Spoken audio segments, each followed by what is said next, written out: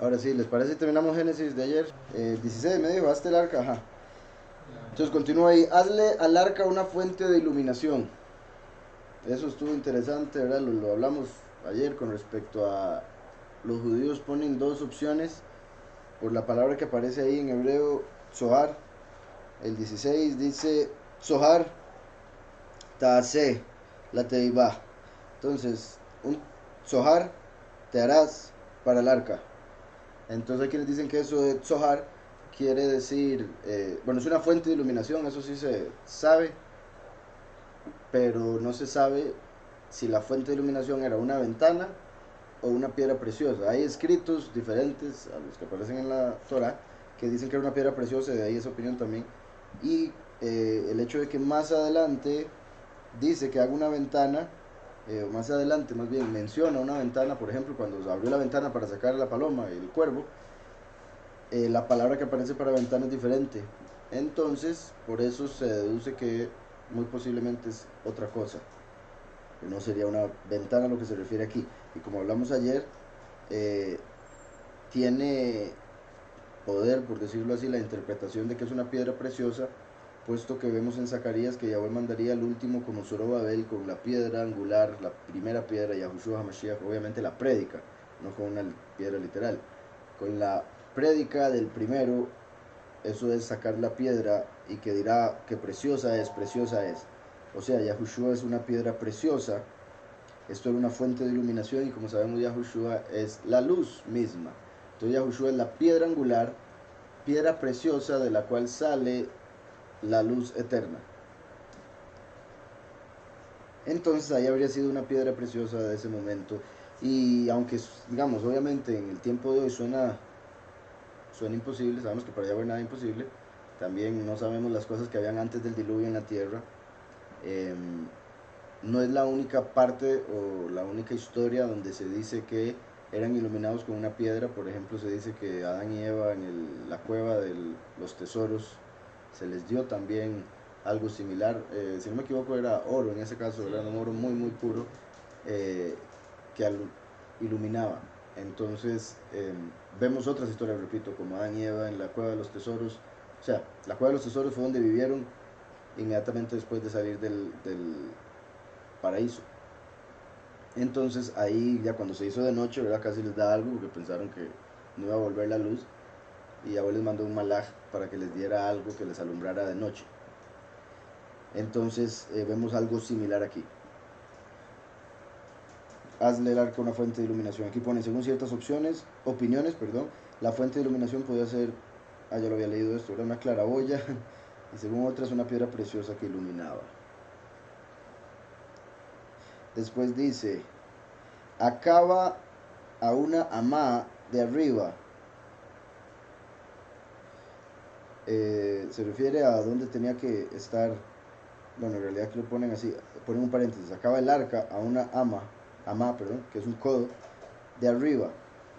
Aquí ponen un dibujito de a qué se refiere. En sí se habla de que había eh, era como canoas, era como una cuestión de canoas, entonces tenía un espacio para que cayera el agua ahí y que bajara por los lados del arca hasta allá.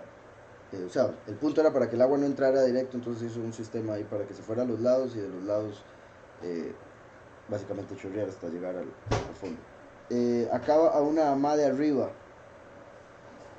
La puerta del arca la pondrás en su costado.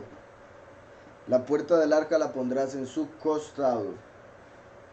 Particular como Yahushua de su costado salió como si fuera una puerta, sangre y agua, como los muchos y los pocos, como Yafet y Shem, por ejemplo. Y también verá como de Adán se abrió su costado para que saliera Eva, y de Eva todos los que nacieron en el mundo, así como del costado del arca salió la pareja de la cual salieron todos los que están en el mundo, Noah y su esposa. ¿Está claro? Entonces la puerta del arca la pondrás en su costado. La harás de planta baja, segundo y tercer piso. Si lo ponen aquí. Aquí lo ponen así, una ventana harás al arca, la acabarás a un codo de elevación por la parte de arriba. Entonces aquí ponen el arca, aquí no ponen nada, entonces podría deducir que estaba hablando de esa misma ventana a la distancia que tenía que estar de arriba, o de la iluminación al menos, lo cual también, ¿verdad? Normal, como de hecho el mismo Yahushua dice, nadie enciende una menorá y la pone debajo de una caja o debajo de la cama. Se tiene que poner en un lugar alto para que alumbre. La luz tiene que ir arriba. Por eso el sol es en el cielo y no es, ¿verdad?, por la tierra que anda. Por eso es que Yahushua se fue a la derecha del Padre. La luz va arriba. No se debe esconder, porque si se esconde no cumple su cometido, ¿verdad? No tiene sentido esconder la luz. Vuelve a poner todo oscuro. Entonces, esto también muestra la razón por la que Yahweh dijo a un codo de arriba. Como ponga la fuente de luz arriba para que pueda iluminar hasta abajo. Al menos sería el tercer piso, ¿verdad? Me imagino los animales no necesitan tanto. En la noche me refiero. Porque obviamente la fuente de luz sería principalmente para la noche. Entonces, dice, será la longitud del arca de 50 codos su anchura. Bueno, una ventana harás el arca, la acabarás a un codo de elevación por la parte de arriba y a su lado pondrás la puerta del arca y le harás 3 pisos. Dice, mira, voy a traer un diluvio. Segundo solo para ver aquí en el hebreo del anterior. Ahí decía lo de harás debajo segundo y tercer planta, básicamente harás. Después dice, y yo, dice, Vani, Hineni, y yo, heme aquí, traeré el diluvio de aguas sobre la tierra para destruir toda carne que que tiene en ella espíritu de vida. Entonces dice, Veani, Hineni, y yo, heme aquí, lo leo de aquí, mira, voy a traer un diluvio de agua sobre la tierra para destruir de debajo del cielo todo ser que tiene en sí espíritu de vida. Todo lo que está en la tierra perecerá. Entonces aquí Yahweh le está diciendo, hágase el arca porque hoy estoy a punto de destruir todo lo que tiene vida. Bueno, ahora más adelante vamos a ver algo particular. Dice el verso, lo leo otra vez del hebreo literal. Y yo, heme aquí. Con solo eso, ¿verdad? Como les había dicho, cuando dice heme aquí, es como en Isaías, donde dice Isaías, heme aquí, que estoy listo para hacer lo que Yahweh le mandó. Entonces se deduce, hay dos cosas. Uno es heme aquí como listo para actuar. Ese es el punto, estoy aquí listo para actuar. Pero en varios contextos en los que se utiliza, lo dicen personas que están listos para hacer caso a lo que otro dice. Entonces Yahweh lo menciona aquí, como les había dicho,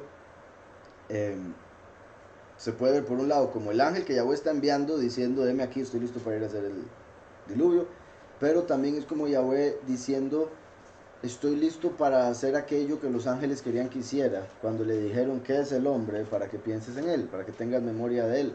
Entonces como diciendo, estoy listo para olvidarme o para deshacer el hombre que los ángeles no querían que hiciese desde un principio. Era unos cuantos ángeles ahí que no querían que nosotros existiéramos. Entonces, dice, después de Hineni, dice, maybe, y yo traeré et hamabul, que se puede traducir como el diluvio. Pero ese et, que está al inicio, Aleph Taf, se puede ver como voy a traer 2 diluvios. Este que viene de agua, como dice aquí, de agua. Uno podría decir de qué más, pero puede ser de lava, por ejemplo. Entonces aquí está diciendo traeré el diluvio de agua, pero donde dice traeré diluvio pone et como haciendo alusión a que habrían 2, uno de agua y uno de fuego, como vemos más adelante, ¿verdad? Y Yahweh nos profetiza a través de toda la escritura. Entonces, et mabul se puede ver como el diluvio del inicio y el del fin. Et ha mabul, traeré el diluvio.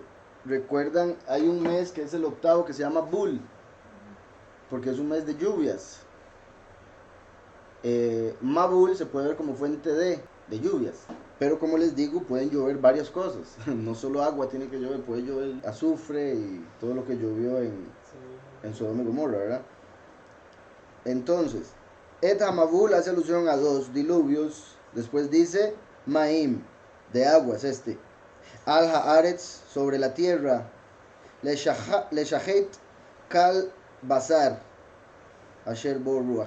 Si para destruir toda carne en la cual hay espíritu de vida, Jaim. De debajo de los cielos, todo lo que en la tierra está perecerá, caducará, se puede decir también. Verso 18. Pero yo estableceré mi pacto contigo. Esto es clave. Yo estableceré mi pacto contigo. Es una de las cosas que les he dicho de que Noah hizo pacto. Moshe hizo pacto. Y esos dos son para hacer alusión a las dos manifestaciones de Yahweh. Una para hacer el nuevo pacto, Yahushua con su sangre en el madero, y otra para confirmar el pacto, el testigo como Moshe. ¿Estamos? Por otro lado, y Yahushua nos dice que la venida del Hijo del Hombre como los días de Noah. Y Yahweh le dijo a Noah que su vida serían 120 años, y después viene Moshe y vive 120 años y hace un pacto, y ahí deducen que Noah reencarnó como Moshe. Entonces Noah y Moshe tienen una conexión directa porque ambos hicieron pacto, ambos pusieron mandamientos, unos Noah 7, Moshe 10, perfección terrenal, perfección celestial. Y después vemos que viene el último, el Hijo del Hombre, como los días de Noé, el testigo como Moshe, a confirmar el pacto que dice Daniel, en Daniel 9. Entonces el último viene a confirmar el pacto porque es como en los días de Noé, es el testigo como Moshe, y viene a confirmar el pacto que hizo Yahushua, el nuevo. Por eso viene a regir a las naciones con vara de hierro, las naciones porque es como Noah, que dio los 7 mandamientos para las 70 naciones que fueron creadas en los 7 días. En sí, en mente, ¿verdad? Porque en 7 días se creó todo, es mi punto. Y el número 7 era lo que quería que entendieran.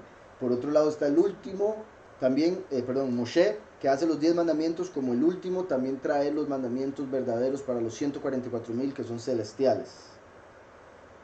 Entonces el último viene con doble porción, para regir a los pocos y a los muchos, que se puede ver como Moshe y Noah. Porque de Moshe Yahweh lo utilizó para hacer el pueblo y a Noah para hacer a las naciones. El último es como ambos, porque tiene la doble porción sobre ambos grupos. Sí, Abraham también hizo pacto, o sea, hay varios pactos en la escritura, ¿verdad? El pacto que hizo Abraham, digamos, Noah, también por si algo, Noah se puede decir que hizo 2 pactos, porque aquí está haciendo pacto antes de entrar al arca. Y el hecho de que Yahweh le dice que iba a hacer pacto con él para entrar al arca era porque necesitaba hacerlo, porque a través de ese pacto era como un juramento que Yahweh le estaba dando a Noah de que lo iba a proteger en el arca. Entonces Noah necesitaba ese pacto para que, por ejemplo, la comida no se le pudriera. Porque toda la comida que trajeron al arca en el tiempo que iban a estar ahí podría ponerse mala. Entonces a través del pacto que Yahweh hizo con él, le estaba diciendo su comida va a durar hasta que salgan del arca. Y como decía también, Abraham hizo pacto, ¿verdad? Ya, cuando Noah sale del arca, como lo veremos eventualmente, él sacrifica unos animales y ahí es donde ya sirve el pacto con la sangre de esos animales. Después viene Abraham y hace pacto con Yahweh con su propia sangre, porque corta el prepucio. Entonces vemos que sube de nivel el pacto porque es su propia sangre en vez de la sangre de un animal. No quiere decir que la circuncisión sea lo que Yahweh mandó, pero el que derramara su propia sangre se necesitaba en ese momento para el pacto que estaba haciendo por su descendencia, que saldría de esa misma parte donde cortó el prepucio. ¿Sí me explico? Entonces después viene Moshe para recoger al pueblo que salió de Abraham y se hace el nuevo pacto, bueno, digo nuevo en el sentido de los anteriores, se hace ese pacto con el pueblo. Curiosamente, ese día que se hizo que se dio la Torah, que fue un día como hoy, ¿se acuerdan que cuando Moshe bajó los vio a todos con el becerro? Y después él decidió, y les dijo a todos, traigan espada, los que están con Yahweh pónganse a la par mía y los que no, ven para que vean. Entonces fue y le dijo a todos los que estaban a la par de él que agarraran espada y que fueran a matar aun si era necesario, a su propio hermano, a su propia familia, los de los que habían adorado el becerro. Eso es sorprendente y particular, porque como les dije, hay un rabino por ahí que anda diciendo que qué bárbaro Yahushua haber dicho que el que no deja padre, madre, esposo, esposa, por él no es digno de él. Cuando el mismo Moshe dijo, vaya y maten a sus propios familiares por este becerro de oro. Entonces son tan hipócritas porque ignoran toda la escritura solo para acusar a Yahushua de aquello que se les podría acusar también a ellos. Es tan ilógico, pero bueno. Entonces Moshe manda a matar a todos los que adoraron el becerro de oro. ¿Y cuántos murieron? 3,000. 3,000. Shavuot. Mueren 3,000 cuando se da la Torah por la letra. Unos 1500 años después, en un Shavuot, los discípulos están en el templo, reciben la Ruach y se salvaron 3,000. Entonces, murieron 3,000 cuando se dio la Torah por la letra, se salvaron 3,000 cuando se dio el entendimiento de la letra a través de la Ruach. ¿Estamos? Con el nuevo pacto se les dio la garantía, que es el espíritu, de básicamente la vida eterna. Sí, por eso, con Noah hizo dos pactos, uno antes del diluvio y otro cuando salieron. O sea, uno lo podría tomar como el mismo que se extendió durante todo ese proceso, pero para separarlo, que una vez más también se puede ver como primero y último. ¿Cómo pueden estar tan en contra si han hecho varios pactos, como los que acabamos de mencionar? Y peor que todo, o sea, peor aún, el hecho de que en Jeremías literalmente dice, yo haré un nuevo pacto. O sea, él lo dice así, yo les haré un nuevo pacto. Y escribiré mi Torah en sus corazones, etcétera, etcétera. Y no, eso no es. Aquí dice, Noah necesitaba un pacto para que las frutas no se le pusieran malas y para que los impíos no lo mataran. Entonces Yahweh le dijo, yo te haré un pacto para que los impíos no lo puedan matar, ya sea durante los 120 años o cuando ya se está metiendo al arca. Y eso es particular porque es como lo que pasa con los dos testigos, ¿verdad? Que Yahweh no permite que los maten. Es como hace pacto con los dos testigos para que no los maten durante su prédica, como aparece en Apocalipsis 11. Sí, entonces como es un contrato básicamente, un pacto es un contrato. Sin embargo, ¿verdad? Así como en este mundo todo es con plata, en este mundo usted va a hacer un contrato con alguien, tiene que pagarle a un abogado. El abogado tiene que escribir todo el contrato, tiene que asegurarse que esté bien escrito y el otro tiene que asegurarse de leerlo y dárselo a su abogado. Es un despelote este mundo, porque nadie confía, bueno, no sé, por algo, ¿verdad? Maldito el hombre que confía en el hombre. Entonces, hacer negocios o contratos en este mundo es de lo peor. Digamos, por ejemplo, en la música, todos los contratos que firman los músicos son un robo, les roban absolutamente todo. El que termina haciendo el dinero es el dueño de la compañía, de la disquera, y un poco el productor. Y le llegan centavos al cantante. Entonces, ¿verdad? Entonces siempre se recomienda, pero no solo en eso, estoy diciendo eso porque he tenido una que otra experiencia, pero en todo, ¿verdad? Siempre se recomienda, lea el contrato, lea las letras pequeñas. Y aún así, los abogados tienen formas de escribir cosas que se interpretan de una manera específica y significan lo que usted no se imaginaba. Todo le pertenece al que lo contrató. Entonces, es de lo peor, ¿verdad? El abogado se necesita para que le ayude a leer el contrato, otro abogado para que lo ayude a escribirlo si es usted el que lo está haciendo, etcétera, etcétera, etcétera.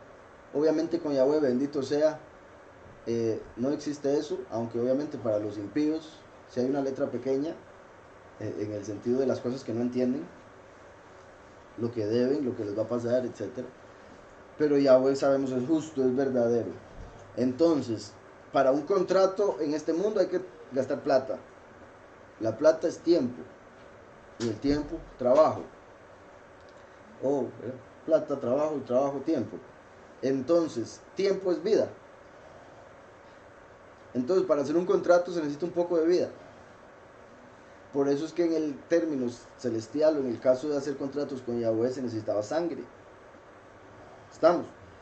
Por eso sangre de animales en unos casos, sangre del prepucio en el caso de Abraham y otras sangres por ahí, hasta que llegó el verdadero pacto que fue con su propia sangre No había una sangre más elevada para hacer un pacto más elevado que su propia sangre, la sangre de un hombre que nunca pecó, puro completamente. Exacto. ¿Sí me explico? Entonces imagínense la clase de pacto que es ese. ¿Cómo se va a comparar con un pacto que fue hecho con sangre de animales?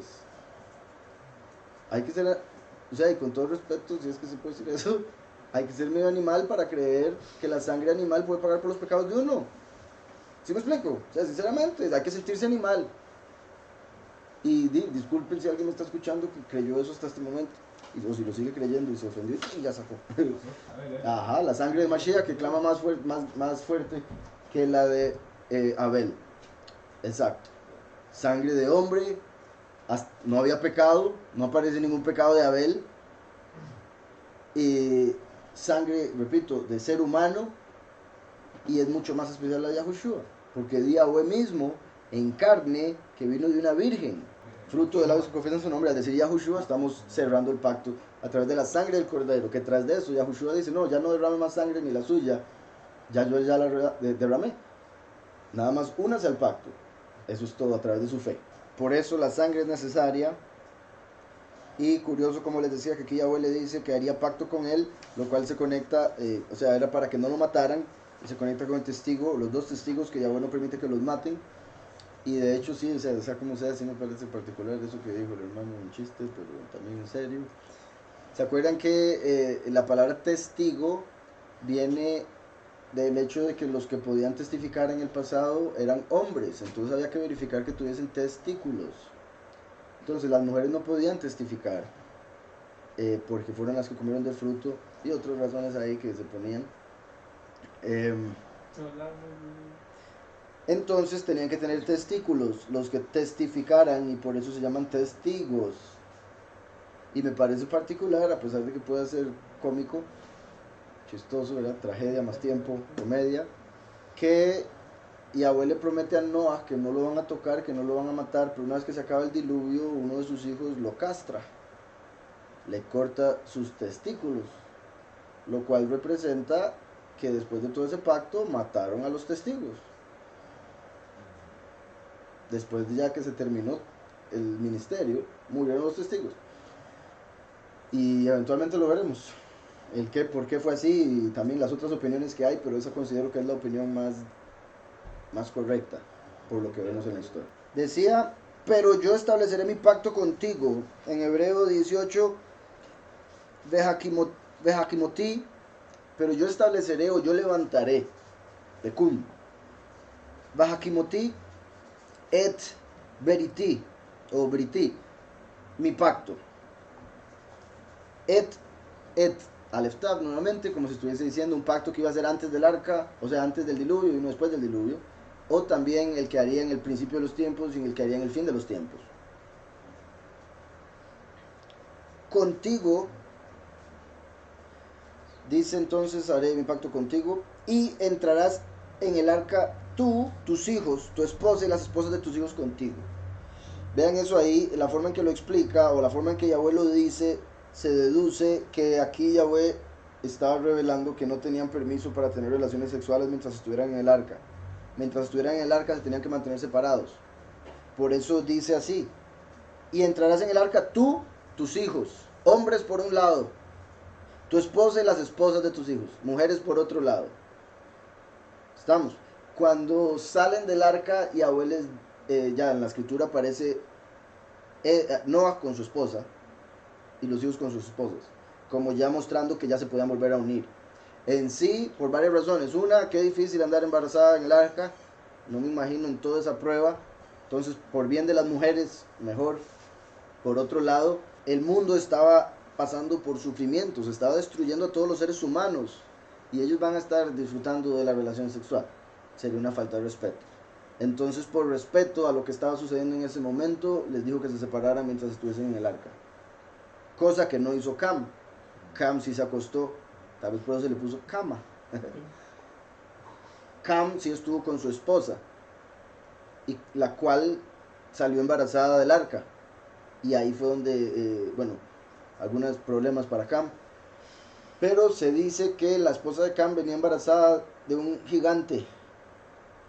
y que a través de ella habrían salido los gigantes después también, después del diluvio, porque hubo gigantes antes y después, dice la escritura.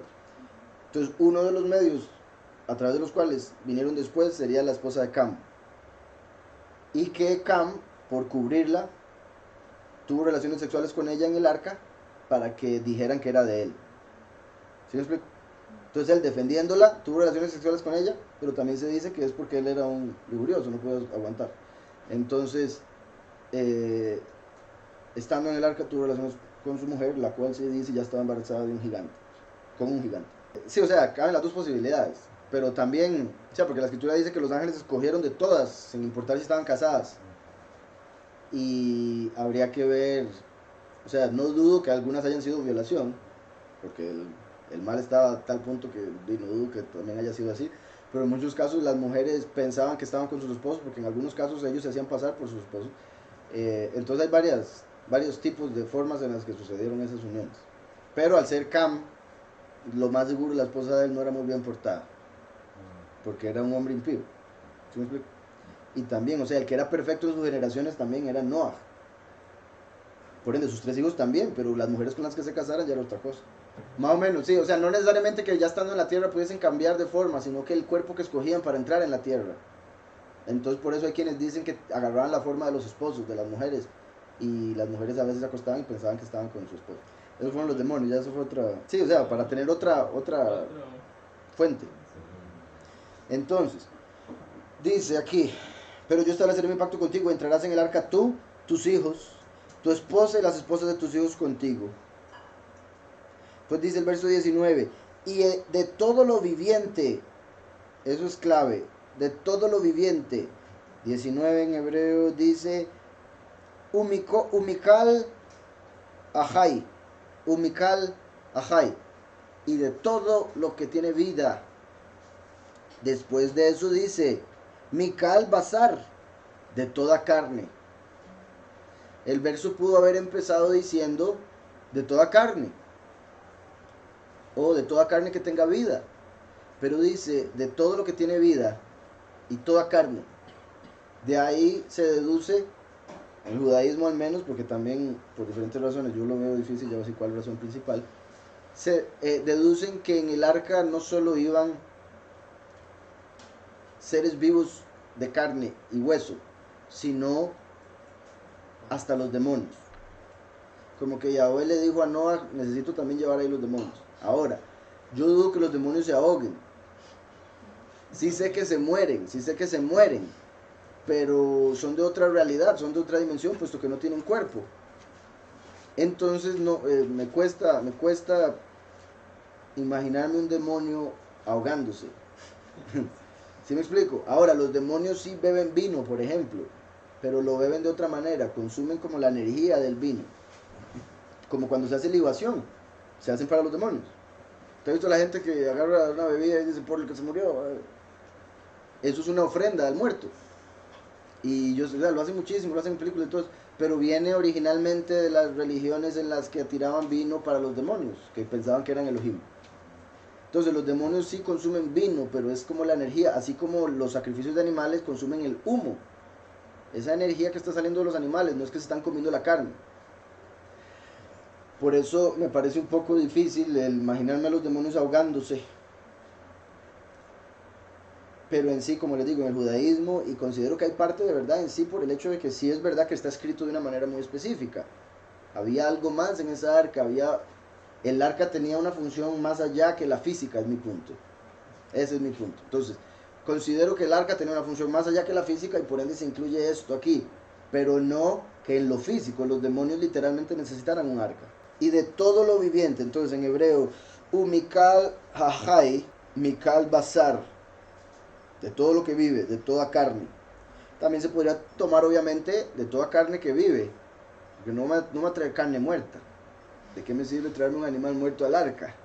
Entonces, por eso deja claro, y de hecho también lo dicen en el comentario, aunque suena vacilón, es como si lógico que no iba a traer un animal medio malo o que no podía parearse. Tenía que traer todos los animales, o sea, todos los animales que entraran al arca debían ser perfectos, aun si fueran no puros. Perfectos me refiero que pudieran aparearse. Entonces dice, de toda carne, 2, de todo traerás al arca para que vivan contigo, macho y hembra serán. Entonces, y de todo lo viviente, todo ser introduce en el arca 2 de cada clase para conservarles la vida contigo, macho y hembra serán. Ese es el 19. Aquí ven unos comentarios del 16. Decía, el techo del arca era a 2 aguas, pero el vértice superior era imaginario y tenía una altura de un amá. Ambos planos inclinados estaban unidos por un plano horizontal. La cuestión es que, bueno, imagínense como una pirámide en la cual la parte de arriba es imaginaria, nada más, o sea, el pico es imaginario. Entonces, es como un trapecio, el arca, básicamente. Entonces, venía así, estamos, novio. El primer piso del arca era para los desperdicios. Era el primer piso, que fue el que no mencioné para qué era. ¿Verdad? El tercer piso para los humanos, el segundo piso para los animales, el primer piso mejor ni llegar ahí. Ahí estaban todos los desperdicios. Entonces, todo lo que salían de los hombres y de los humanos en el primer piso. Y eso es muy particular porque eso se puede ver como cielo, tierra, Seol. Los desperdicios al infierno, en la tierra lo natural, las naciones, y en el cielo los escogidos, Noah y su familia. ¿Estamos? Entonces los tres pisos como infierno, tierra y cielo. Después dice aquí, la Torah llama al arca Teibá, que quiere decir caja. Acuérdense, los había mencionado anteriormente. Pues en efecto tenía forma de caja y no de embarcación. No se debe pretender hallar la lógica de la forma del arca ni de sus dimensiones, pues se trata de un milagro celestial y como tal trasciende cualquier análisis. Eso me parece algo, un poco una salida por la tangente de los judíos. Yo sí considero que, no sé, yo considero que en lo espiritual hay lógica. Al menos el Padre siempre me ha revelado la lógica de todo lo que me ha revelado. Todo lo que yo llegaba a entender en lo espiritual ha sido completamente lógico. Y es una de las mejores formas de entenderlo, cuando se encuentra su lógica. Sin embargo, en el judaísmo se habla de que lo espiritual no tiene lógica, lo cual no tiene sentido. Yo puedo entender que lo espiritual esté por encima de lo natural y por ende les parezca ilógico, pero cuando se llega al nivel del entendimiento se encuentra su lógica y ese es mi punto. Y lo digo así porque curiosamente me gustaría encontrarlo en el, bueno, después si quieren, o tal vez ahora no sé, en el libro que les mencioné de las objeciones contra los rabinos. Ahí ponen un argumento muy particular de cómo los judíos dicen que el Talmud enseña, bueno, que más bien, por lo que enseña el Talmud, los judíos dicen que el hecho de que, según lo que leemos en el Talmud, hay cosas de la escritura que no tienen lógica alguna, hay cosas que son completamente contrarias, como las opiniones que tienen diferentes rabinos, y ellos dicen que el hecho de que no tenga lógica alguna, como básicamente cosas que aparezcan en la escritura y que en el Talmud, digamos, que en la escritura diga que una persona vivió en un tiempo y otra en otro tiempo, y en el Talmud dicen que vivieron en el mismo tiempo. Entonces uno dice, ay, ¿qué es esa contradicción tan grande de la escritura? Ellos dicen, es que eso muestra que lo espiritual no tiene lógica. No, eso muestra que están equivocados. ¿Sí me explico? O que si hay varias opiniones, alguna opinión está mal. Pero no, que como no hay lógica, prueba que el Talmud es verdadero. No tiene ninguna, o sea, es sorprendente. Y les estoy resumiendo, ¿verdad? Porque es como un capítulo donde habla de cómo ellos usan la excusa de que en el Talmud hay contradicciones y cosas que no tienen lógica porque eso confirma que es revelado espiritualmente. Eso para mí confirma que viene de Satanás, que es Lucifer, el de la confusión, de fijo. De cada especie particular de seres voladores, de cada especie particular de animales, de cada especie particular de los rastreros de la tierra, irán contigo 2 de cada uno para conservarles la vida. Entonces aquí está diciendo de toda ave, bueno, de las aves según su especie y de los animales según su especie, de todo lo que se arrastra según su especie, perdón, todo lo que se arrastra sobre la tierra según su especie, 2 de todo traerás vendrán. Dice aquí, 2 de todo vendrán a ti. Dice aquí, ¿cómo fue que lo había leído? Irán contigo, sí, irán en realidad a ti. Porque dice, Yabou Aleja, irán a ti. Aquí vemos que Noah no tuvo que ir a buscar los animales. Los animales llegaron a él. ¿Estamos? Yahweh puso a través del instinto animal que fueran a buscar a Noah. Como cuando los animales se dan cuenta que va a temblar en algún lado, como cuando los animales se dan cuenta que algo va a pasar, un huracán o algo así, y emigran. Se van para otro lado. Montones de animales que durante todo el año viajan de tierra a tierra para poder ir a parearse o a parir o a comer. Básicamente los animales a través del instinto se dan cuenta de lo que tienen que hacer, a dónde deben ir, ya sea por los campos magnéticos, por un montón de frecuencias diferentes que hay en la naturaleza, en la tierra, logran percibir que hay que moverse, hay que irse. Entonces en este momento Yahweh puso en el instinto de estos animales, busquen el arca, vamos al arca, vamos a Noah. ¿Estamos? Entonces llegaron, hay gente que dice, no, yo no creo en eso de Noah, bueno, montones de razones, los que no tienen fe obviamente no van a creer nada. Pero mucha gente pone como excusa, ¿usted se imagina, Noé, buscando cada animal, la pareja de todos los animales? Por un lado, uno puede decir 120 años, tal vez lo logre, quita. Más si todos estaban en un mismo espacio, a diferencia de hoy en día, que hay que ir a Australia, hay que ir a otra cosa para animales diferentes. En ese momento todo estaba viviendo cerca, todo. Tanto así que ni siquiera habían naciones diferentes. Era una nación, una gente y ya. Entonces, mucha gente dice, no, ¿cómo va a creer yo en lo de Noé? Ustedes imaginan Noé buscando todos los animales por todo el mundo, yendo a Australia, ¿verdad? Imaginándose el mundo como hoy, imaginándose otro montón de cosas, pensando que tenía que venir un gran danés, un cocker spaniel, un perro, del cual salieron todas los del mundo, y que eventualmente llegó a algunos cuantos humanos que empezaron a hacer pruebas con perros y a mezclar perro con perro y perro con perro y otro con perro, y empezaron a salir todas las razas que hay hoy en día. Pero no es como que Noah metió todas las razas, no, metió todas las especies. Un perro es una especie, una vaca otra, pero no todos los tipos que hay de una sola, no, eso no tiene lógica. Y vuelvo y repito, no fue que tuvo que ir a buscar todos los animales y obligarlos a venir al arca. No, los animales vinieron solos. El trabajo de Noah era construir el arca, punto. Él se dedicó 120 años a la construcción del arca, como diciéndole al último, al hijo del hombre, usted haga el ministerio, usted predique, las ovejas van a llegar.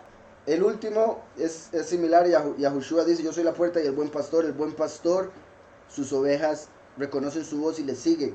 Entonces, y es igual a lo que dice Jeremías 31 también, de que nacería un hombre, Yahweh haría algo nuevo, y la mujer rodearía al varón, cortejaría al varón. ¿Qué quiere decir eso? Que el varón, Mashiach, el último, no tiene que ir a buscar a sus seguidores, los seguidores lo buscan a él, porque andan buscando la verdad y la encuentran en él, porque es el único que la va a entregar en ese momento, como Yosef dio la comida en Egipto. Entonces, particular, los animales venían al arca. Entonces el último hace la prédica y van a llegar las personas. Algunos van a ser hijos, como Shem y Yafet. Otros van a ser poco animales. En el sentido de que van a continuar en la falsedad, van a continuar con sus ídolos animales, van a continuar en la mentira, no van a querer aceptar la verdad. Ese es mi punto. Yahweh manda a Betzalel a que, bueno, le da a Betzalel el conocimiento de hacer el tabernáculo, el Mishkan. Betzalel lo construye y después todo el pueblo tenía que llegar ahí, a ese mismo lugar que había sido construido por un hombre. Betzalel no tuvo que ir a buscarlos y decirles, hey, vengan al tabernáculo, ya todos sabían que tenían que llegar. Buen punto. Entonces, dice, de cada especie particular de seres voladores, de cada especie particular de animales, de cada especie particular de los rastreros de la tierra, irán contigo 2 de cada uno para conservarles la vida. Aquí dice, literalmente no dice especie particular, sino de acuerdo a su especie, aludiendo que solo pudieron entrar en el arca aquellos animales que no pervirtieron su naturaleza, o sea, los que copularon exclusivamente con los de su propia especie. Entonces, los animales que habían tenido, se habían tratado de aparear con otras criaturas, con otras, no pudieron entrar. Obviamente se podría decir, había un montón de perros que se habían metido con jirafas. Y eh, entonces los perros no podían entrar, pero había un perro que se mantuvo apartado porque lo tenían encerrado en una aula, entonces ese podía ir, ¿verdad? Por dar un ejemplo. Otra forma de verlo es si había una especie animal que se había ya mezclado completamente con el mal, con otra especie, esa especie ya quedaba extinta a partir del diluvio. Entonces podemos pensar que hubo animales antes del diluvio que hoy en día no existen, así como hoy en día hay animales extintos, ¿verdad? Solo los conocemos por fotos. No estoy hablando de los de que supuestamente miles de años, estoy hablando como uno que se haya extinguido hace unos 5 años, 10 años, y que en realidad cabe la posibilidad de que todavía esté por ahí, en la profundidad de la selva o algo así, pero ¿verdad? El humano es tan orgulloso y tan egocéntrico y montones de cosas más que dice, no, si yo no lo he visto, no existe. Eh, Cabe la posibilidad, por supuesto, por esto que leemos, que se interpreta de estas palabras, de que solo los animales que se estaban apareando con su propia especie pudieron entrar en el arca, los otros habrían quedado fuera, incluyendo si, por ejemplo, había alguna especie que ya toda ella se había vuelto impura al mezclarse con otra especie. Y con eso, por ejemplo, quizá uno que otro dinosaurio, en el sentido de cómo la mayoría de los fósiles que se hablan, de dinosaurios y todas esas cosas, eh, o sea, ¿cómo lo puedo poner? Cuando se habla de fósiles hoy en día, normalmente solo se habla para referirse a dinosaurios y cosas así, aunque obviamente hay fósiles de montones de cosas, por no decir de todo, porque se hicieron en el diluvio. ¿Se me explico? Entonces, decía, de acuerdo a su especie, aludiendo que solo pudieron entrar en el arca aquellos animales que no permitieron su naturaleza. También el hecho de que dice, de acuerdo a su especie, de acuerdo a su especie, es muy particular. Aquí Yahweh está haciendo otra creación, pero a través del hombre. La primera la hizo a través de los ángeles, como Shlomo haciendo el primer templo, utilizando ángeles y demonios. Y bueno, no dudo ángeles también, humanos también. Cuando Yahweh hizo la creación, hubo ángeles que estuvieron a cargo de esa cuestión. Ahora que está por renovar la creación con el diluvio, Noah en vez de a los ángeles. Aunque los ángeles también están tomando su parte, como ya les había dicho, es un ángel que quiere destruir todo, un ángel que le avisa a Noah. Pero es a través de Noah que se está haciendo la nueva creación. Por eso, así como cuando dijo que produzca la tierra animal según su especie, ahora le dice a Noah, meta en el arca los animales según su especie. Ahora Noah es el que Yahweh está utilizando para hacer el nuevo mundo, para representar que en el fin de los tiempos sería a través de los escogidos que Yahweh va a hacer, se puede decir, el nuevo cielo y la nueva tierra. ¿Está claro? Al menos ahí, aún si digamos el Padre dice, siéntese ahí para que vea lo que voy a hacer, seríamos nosotros los que vamos a poder experimentarlo y disfrutarlo, es mi punto, como Noah pudo disfrutar el mundo que llegó. 21. Y tú toma para ti de todo alimento comestible y almacénalo. Será el alimento para ti y para ellos, ¿verdad? Para los animales también. Entonces, Beata Kach Leja Mikal Maakal. Y tú toma para ti de todo alimento, Asher y aquel. Y bueno, lo que ya leí, en realidad eso no es nada del otro mundo. O sea, no diferencia mucho la traducción. Aquí, bueno, me parece curioso, dice Beasaftá, Aleja. Le dice y almacénalo, Beasaftá, que se puede decir y añádelo al arca, o a todo lo que le he dicho que tiene que meter en el arca. Asaf, ¿se acuerdan que ha estado? Bueno, es un verbo que yo menciono mucho por el hecho de que es el origen o la raíz del nombre Yosef. Él añadirá. Entonces, curioso que ahorita esté apareciendo este verbo aquí, cuando estamos hablando de Noah. La venida del Hijo del Hombre sería como los días de Noah, y el Hijo del Hombre es descendiente de Yosef. Entonces Yahweh le está diciendo a Noah, Asaf, almacene, añada, haga lo que tiene que hacer Yosef. Entonces eso también indica, porque aquí él está almacenando, que se podría decir como congregando o cosechando los animales y la comida, para representar como el último viene descendiente de Yosef, porque tiene que Asaf. Descendiente de Yosef porque tiene que almacenar, congregar y cosechar. ¿Estamos claros? Yahushua vino de Yahudá porque es a través de él que alabamos a Yahweh. El último vino de Yosef porque es a través de él que Yahweh recoge a todos. Los pocos como el trigo, los muchos como las uvas, y las naciones como animales del arca. ¿Está claro? Dice el 19, me dijo, ¿verdad? Sí. Macho y hembra serán, ajá. Y de todo el viviente, de todo ser, también en particular, vea que dice todo viviente, todo ser, conectándolo con la creación. Todo viviente, todo ser, ahí sí se puede tomar como creó los demonios y después creó los seres de carne.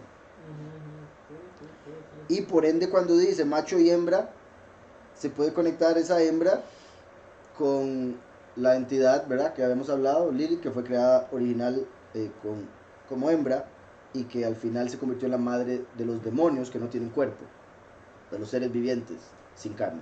Vinieron varios animales, no solo los que iban a entrar al arca. De hecho, cuando venían al arca, se escogía quiénes podían entrar al arca. Según Yashar, Yahweh hacía que se hincaran. Como está escrito, que llegará el día donde toda rodilla se doblará, toda lengua confesará que Yahushua es Mashiach. Entonces, la forma de entrar al arca era hincándose, o sea, mostraban, por decirlo así, respeto, ¿no? Entonces les permitía entrar. Otra forma en la que lo ponen los judíos, al menos, era que el arca de alguna manera los aceptaba. Habría que ver cómo podría interpretarse eso de que el arca los aceptaba o los rechazaba, los animales cuando venían. Y los animales que no pudieron entrar se quedaron alrededor del arca defendiendo de cuando las personas vinieron ya a forzar su entrada, ¿verdad? A decir, hey, no, déjenos entrar a la fuerza. Cuando vinieron los leones, tigres y demás animales que estaban alrededor, porque no pudieron entrar, defendieron el arca, defendieron a Noah. Digamos, nada raro, los que aquí están extintos, ahí andan felices de la vida. Entonces, sí. Ahora, leo aquí, dice entonces el 21, y tú toma para ti de todo alimento comestible y almacénalo, será el alimento para ti y para ellos. 22. Interesante este capítulo 6, como los 6 días de la creación principal, y 22 capítulos, 22 versos, como las 22 letras del Aleph Bet, con las cuales Yahweh hizo toda la Torah, y Yahweh hizo la creación a través de la palabra. Entonces me parece particular 22 versos, capítulo 6, como llegando al sexto día. Noah hizo tal como Elohim le ordenó, así él hizo. E hizo Noah como todo lo que le mandó a él Elohim. Ciertamente así lo hizo. O sea, sí, muy importante eso. Noah hizo todo exactamente como Yahweh se lo dijo, como Elohim se lo dijo. No cambió nada como hace mucha gente. ¿Verdad? Yahweh manda la escritura y hacen el Talmud. Yahweh manda la escritura y la traducen diferente. No hay que cambiar nada. Si Yahweh puso una palabra en algún lugar hay que dejarla así porque por algo está ahí. Si Yahweh utilizó tal palabra en vez de X sinónimo, es porque el sinónimo perdería toda la revelación. Y cuando se hacen las traducciones normalmente se utilizan sinónimos y eso hace que se falle también al entenderla, tristemente. Entonces ahí termina ese capítulo.